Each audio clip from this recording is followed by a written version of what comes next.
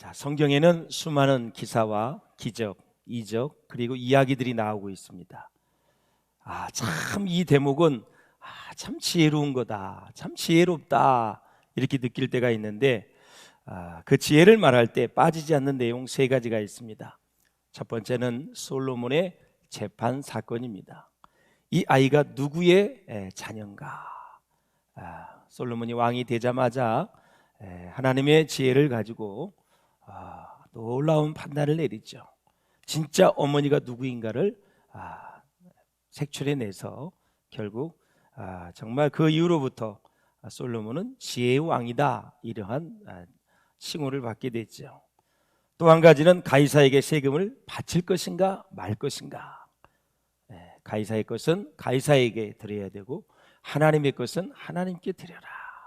아주 명확하게 예수님께서 세금에 대해서, 헌금에 대해서 정리정돈을 해주셨어요. 자, 오늘 이제 본문이 바로 간음하다가 현장에서 잡힌 여인을 데려왔어요. 목적은 바로 예수님을 고발하기 위한 그러한 사건입니다. 여기에서도 죄 없는 자가 돌로 치라, 이 말 한마디가 여인도 살리고 용서해 주시고 자유함을 주시고 또 그를 정죄하려고 왔던 많은 사람들이 하나씩 그 자리를 떠나서 결국 다 살아나는, 다 회복되어지는 그 사건이 사람이 죽을 그런 사건이었지만 다시 회복되는 역사가 있는 것을 볼 수가 있습니다. 사랑하는 여러분, 예수님이 가시는 곳에는 다 살아납니다. 회복됩니다. 말씀이 임하는 곳에는 다 살아나게 되어 있어요. 죽었던 심령이 소생하게 되어 있어요. 오늘 말씀을 같이 나눌 때에 하나님의 은혜와 사랑과 능력이 충만한 복된 시간 될 수 있기를 주의 이름으로 축원합니다. 자, 우리 예수님의 지혜와 판단, 이 문제 해결 능력이 오늘 이 사건을 통해서 보면 얼마나 대단한지 이루 말할 수가 없어요. 자, 사랑하는 여러분, 예수님의 지혜, 하나님의 지혜가 대단한데 이 세상 사람의 지혜도 만만치 않는 것을 볼 수가 있어요. 그렇다고 해서 하나님의 지혜를 따라갈 수는 없지요. 우리 신약 성경에 보면 과거에는 불행한 삶을 살았지만 나중에 예수님을 만나 가장 행복한 삶을 살게 된 두 여인이 있습니다. 한 여인은 남편이 5이나 되었던 사마리아의 수가성의 여인이었습니다. 또 한 여인은 간음하다가 오늘 본문의 현장에서 잡혀 많은 사람 앞으로 끌려 나온 여인입니다. 돌에 맞아 죽을 그러한 순간에 그는 다시 살아나게 되죠. 사랑하는 여러분, 오늘 본문의 여인은 간음을 하다가 현장에서 율법학자들과 이 바리새인들의 그러한 손길에 의해서 잡히는 바람에 한마디의 변명의 여지도 없이 절체절명의 위기를 맞았습니다. 죽어야 됩니다. 이 바리새인들은 예수님을 죽이려고 혈안이 되어 있던 사람들인데 이 바리새인들이 예수님을 두고 이런 말을 했어요. 한번 같이 읽어보겠습니다. 시작. 한 사람이 죽어서 온 백성이 편할 수 있다면 죽이는 것이 더 낫다. 이 한 사람은 예수 그리스도를 얘기하는 거죠. 네가 죽으면, 예수가 죽으면 온 백성이 편안하다라는 거죠. 그러니까 자나깨나 바리새인들, 이 율법학자들이, 대제사장들이 예수님을 죽이려고 해요. 사랑하는 여러분, 하나님을 죽일 수 있을까요? 피조물이 하나님을 죽일 수 있어요? 참으로 어리석은 거예요. 참으로 안타까운 거예요. 사랑하는 여러분, 이렇게 예수님을 내치려고 하니, 예수님을 계속해서 자기의 영역에서 내보내려고 하니 얼마나 힘이 들어요. 우리의 인생은 나보다 잘난 사람, 나보다 잘 나가는 사람, 어떤 사람이든 여러분 같이 갈 수 있는 은혜가 있기를 주의 이름으로 축원합니다. 이 사람을 자꾸 배제시키려면 이건 배제시키는데도 힘이 들고 에너지가 낭비되는 거예요. 지혜가 있어야 돼요. 직장 생활에도 마찬가지예요. 저놈은 나하고 라이벌이야? 저걸 어떻게 해서 저걸 제껴버리지? 어떻게 해서 이 조직에서 없애지? 어떻게 해서 다른 지점으로 발령을 내지? 아주 나쁜 생각을 가지면 그 자체가 얼마나 힘든지 몰라요. 그냥 같이 가는 거예요.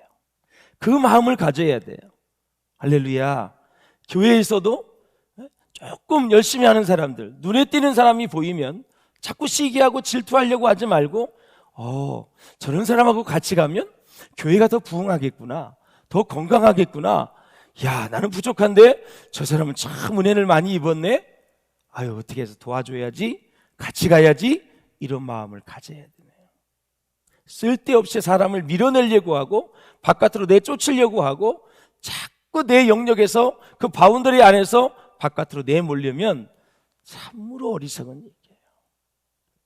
대제사장과 바리새인들, 서기관들, 율법학자들은 죽을 때까지 그 일하다가 죽었어.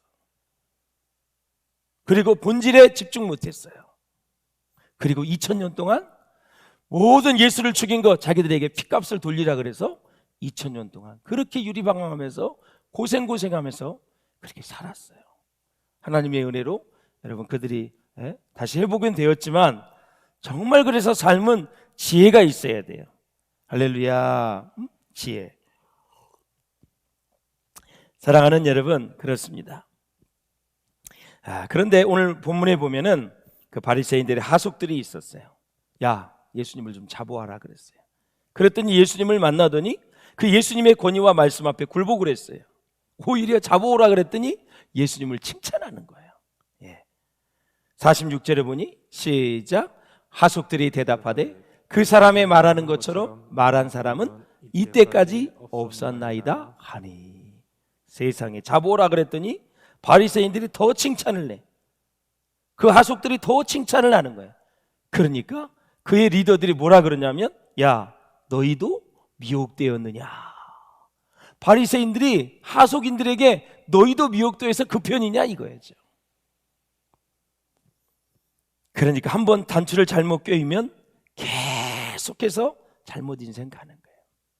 여러분, 신앙생활할 때 한번 잘못 의사결정을 내리면 자기 주장이 옳은 것 같지만 하나님 선에서 딱 봤을 때 너 그거 아니야.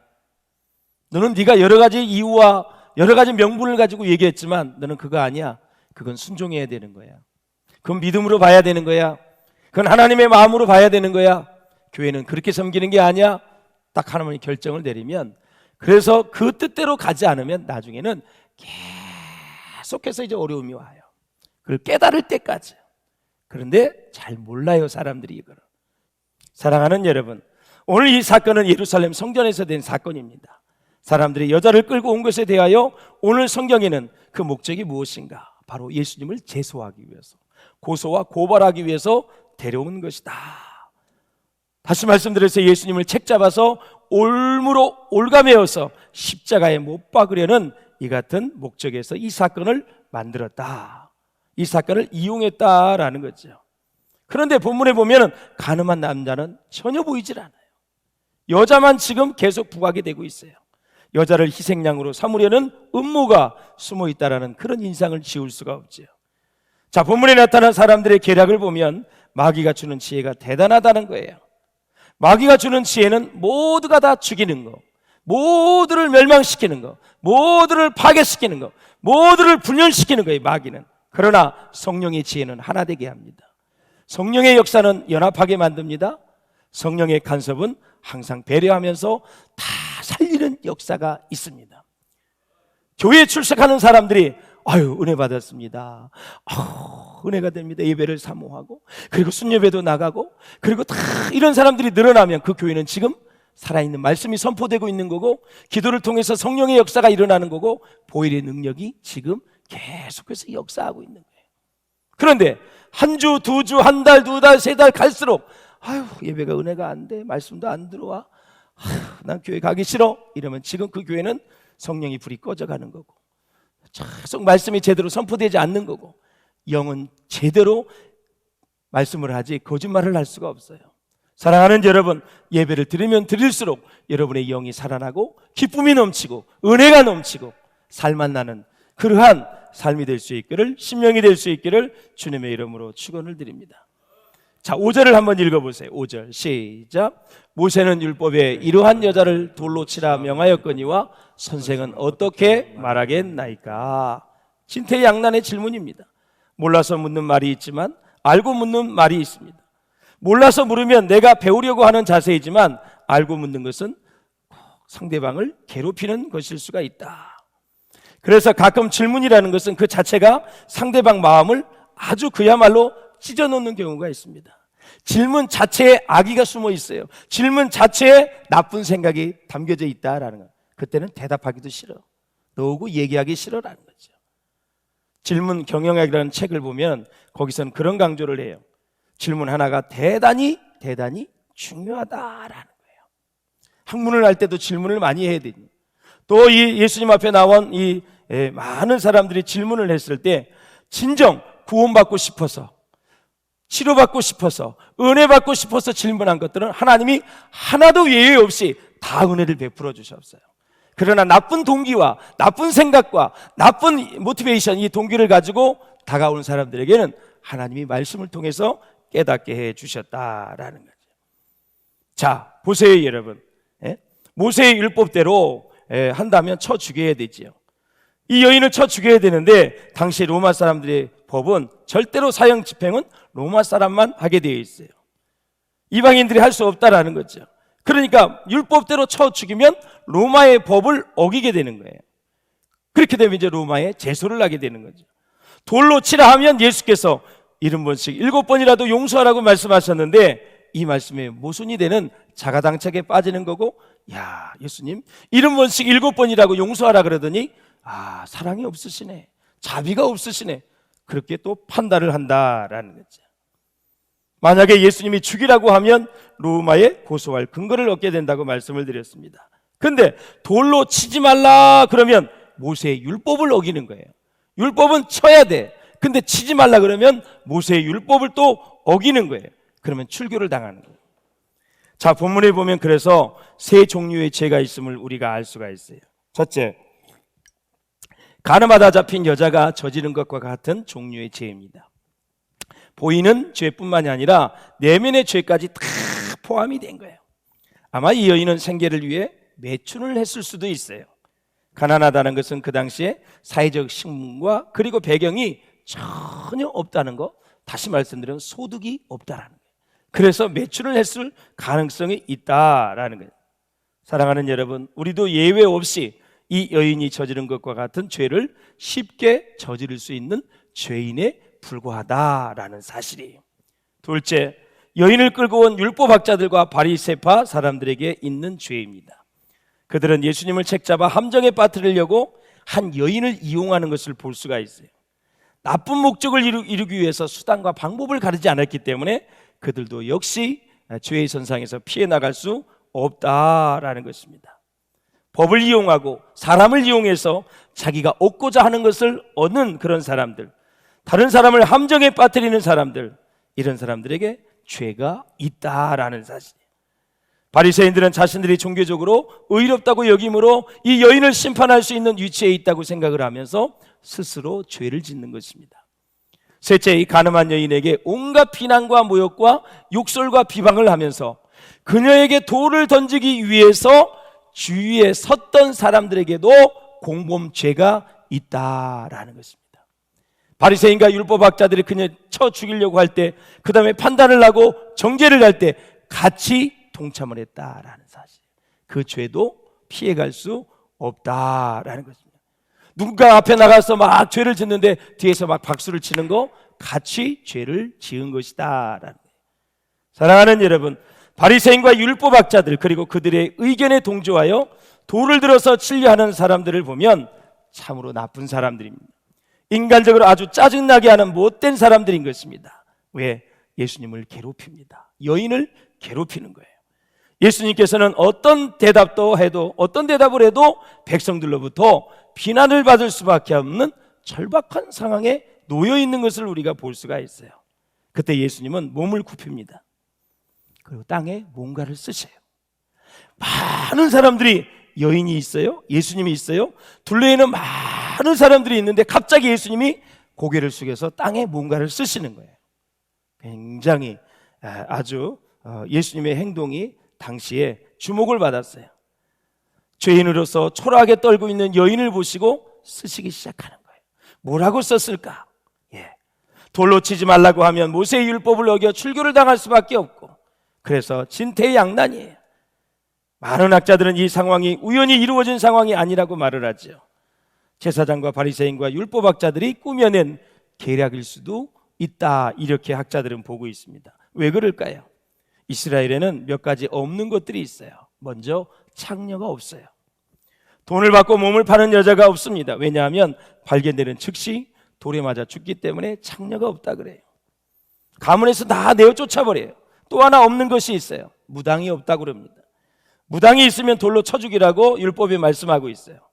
그래서 예수님이 손가락으로 글씨를 쓰는 것은 그 주위에 있는 바리새인들의 이 격한 마음을 가라앉히는데 아주 효과적이다라는 거죠. 무엇이라고 썼나? 저 사람 뭘 하는 거지? 많은 사람이 호기심을 가지고 예수님의 행동을 지켜본다는 거죠.